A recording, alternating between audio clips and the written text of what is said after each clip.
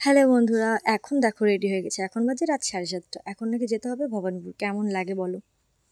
তাও কিচ্ছু করার নেই, যেতেই হবে। যেহেতু আমরা অঙ্গনারী ফর্ম ফিল আপ করেছিলাম, সেটাই আজকে অ্যাডমিট তুলতে যাব।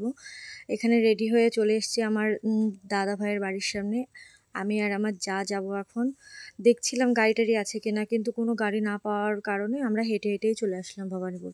এসে দেখি দোকানে তো ভালোই ভিড়। এখন কি করব, বসে থাকা ছাড়া তো আর কোনো উপায় নেই। তারপর আমরা দুজনে একটু বসে গল্প টল্প করতে করতে দেখি দোকানটা লোকজন এখন কমে এসছে, তখন আমাদের কাজগুলো মেটানো হয়ে গেছে ঝটপট করে। তারপর আমরা চলে গেলাম একটু ফুচকার দোকানে।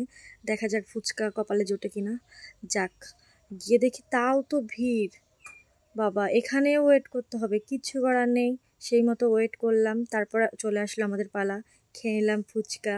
আর এদিকে দেখো আমার যা বলছে কি, আমি আর খেতে পাচ্ছি না রিঙ্কু, এত ঝাল হয়ে গেছে, আর খাবো না। আমি বলছি কি, আরে খাও খাও, তাই কি হয়েছে, খেলে কিচ্ছু হবে না, ঝাল খাবে তারপরে মিষ্টি খাওয়াবো। তারপরে সেই জন্য হাসাহাসি করছে। তারপর বলছে কি, এই একটাই খাবো, আর খাবো না। আমি বলছি ঠিক আছে খেয়ে নাও, তারপরে আমরা অন্য দোকানেতে কোল্ড ড্রিঙ্কস কিনবো। দেখো তারপরে মুখ টুকে জল দিচ্ছে, মানে এত ঝাল লেগে গেছিলো, কিছু বলার নেই।